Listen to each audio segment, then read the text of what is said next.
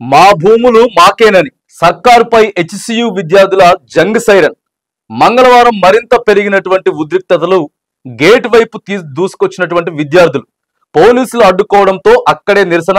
4 డిమాండ్లతో నిరవధిక సమ్మెకు పిలుపు. ప్రభుత్వానికి వ్యతిరేకంగా నినాదాలు. మేం గుంట నక్కలమే అంటూ ప్లకార్డులు. మద్దతుగా వచ్చిన పలు విద్యార్థి సంఘాలు. గేటు బయటే అరెస్టు చేసిన పోలీసులు. ఓయిలో బీఆర్ఎస్వి నిరసన. ఇంత నినాదం, ఇంత కఠినమైనటువంటి పరిస్థితి తెలంగాణ సాధించుకునేటటువంటి క్రమంలో, తెలంగాణ కోసం ఉద్యమం చేసినటువంటి సమయంలో మా భూములు మాకు కావాలి, మా నీళ్లు మాకు కావాలి, మా ఉద్యోగాలు మాకు కావాలని చెప్పి ఎట్లయితే ఉవ్వెత్తున ఉద్యమం చేసినామో ఇవాళ అదే ఉద్యమం తెలంగాణలో జరుగుతూ ఉన్నది. అలాంటి ఉద్యమమే తెలంగాణలో యూనివర్సిటీ భూముల్ని కాపాడుకునే దానికి యూనివర్సిటీలో చదువుకుంటున్నటువంటి విద్యార్థులే ఇవాళ రాస్తారోకోలు, ధర్నాలు చేస్తా ఉన్నారు. వాళ్ళ మీద ప్రభుత్వం లేనిపోయినటువంటి మాటలండి బాబు. వాళ్ళు పెయిడ్ బ్యాచ్ అట. పెయిడ్ బ్యాచ్ తోటి ఆడ యూనివర్సిటీ విద్యార్థుల్ని పోల్చుతా ఉన్నారు. ఇంకేమంటున్నారు తెలుసా? దాంట్లో గుంట నక్కలు ఉన్నాయని చెప్తున్నారు. విద్యార్థుల్ని ఉద్దేశించి మాట్లాడుతూ ఉన్నారు. విద్యార్థులు ఈరోజు గుంట నక్కలట. ప్రభుత్వానికి విద్యార్థులు గుంట నెక్కలకు కనపడతా ఉన్నారు. వాళ్ళని ఇష్టం వచ్చినట్టు కొడతా ఉన్నారు. లాఠీ ఛార్జీలు, వాళ్ళ మీద కేసులు. ఆడపిల్లలు అనేది లేదు, మగోళ్ళు అనేది లేదు, ఈడ్చుకొని పోతా ఉన్నారు. ఏమంత అవసరం వచ్చిందని అడుగుతా ఉన్నాం. దేనికోసం 400 ఎకరాలు? దేనికోసం? ఇవాళ అందరూ కూడా ఏకమై ఇవాళ ఎందుకు మద్దతిస్తా ఉన్నారు? రాజకీయాలతో సంబంధం లేనటువంటి, న్యూట్రల్ గా ఉండేటటువంటి సామాన్య ప్రజలు కూడా ఇవాళ తిరస్కరిస్తా ఉన్నారు. మీరు హెచ్సియు భూములు తీసుకుందామంటే ఇవాళ ఏం చెప్తారో తెలుసా? వీళ్ళంతా నాయకులంతా కూడా హెచ్సియుకి ఒక గుంట కూడా సంబంధం లేదు, మొత్తం ప్రభుత్వాందే. ఏం చేస్తారు? గా పైసలు ఏం చేస్తారండి?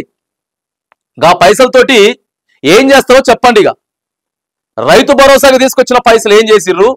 అమ్మేస్తారు. మొత్తం ఏం లేదు, అమ్మాలండి. ఇప్పుడు అమ్మాల.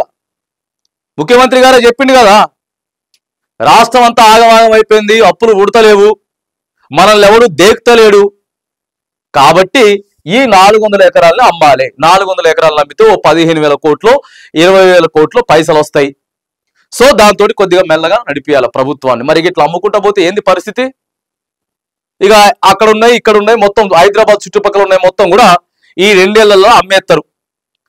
ఈ 2 సంవత్సరాలు, ఈ 3 సంవత్సరాల్లో మొత్తం అమ్మేస్తే తర్వాత పరిస్థితి ఏంది అంటే, ఇక కాంగ్రెస్ గవర్నమెంట్ రాదు.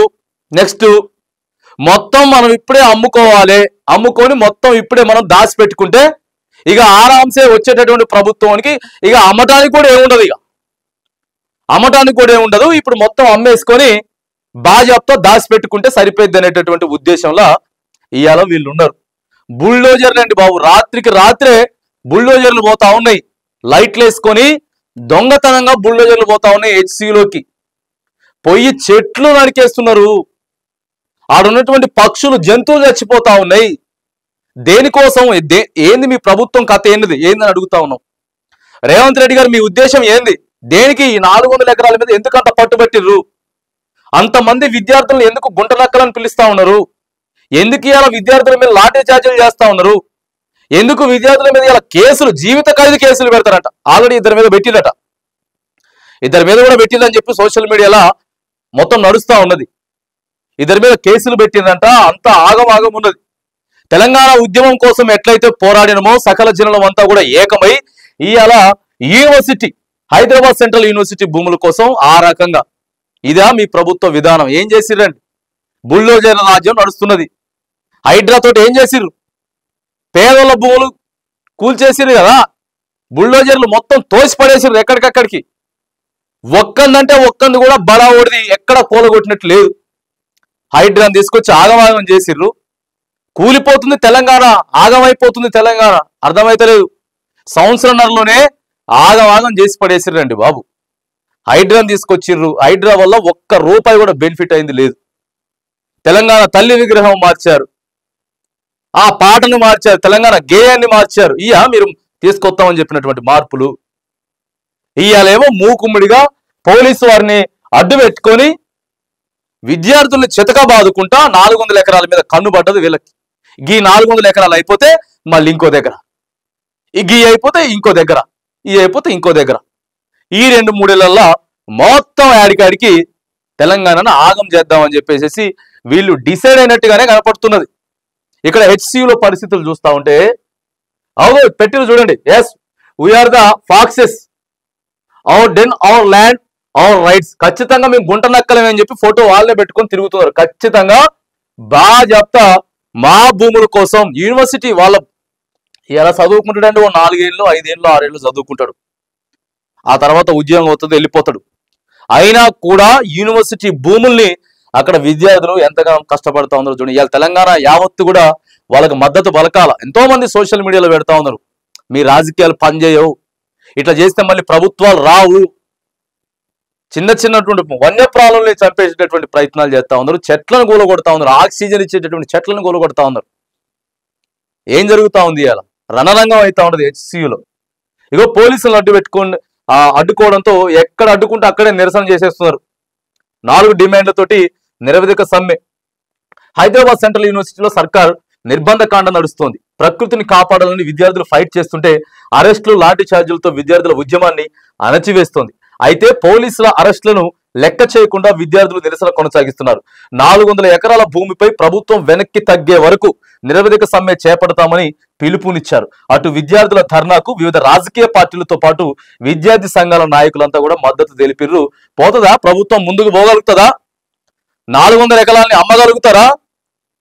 400 ఎకరాలని అమ్మగలుగుతారా? అవుతుందా? మీ వల్ల సాధ్యం అవుతుందా? ప్రభుత్వం సాధ్యమయ్యే పని కాదు.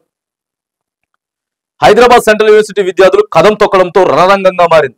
ప్రభుత్వం అమ్మకానికి పెట్టిన 400 ఎకరాల భూములపై వెనక్కి తగ్గాలంటూ చేపట్టిన నిరసనలు మంగళవారం కూడా కొనసాగాయి.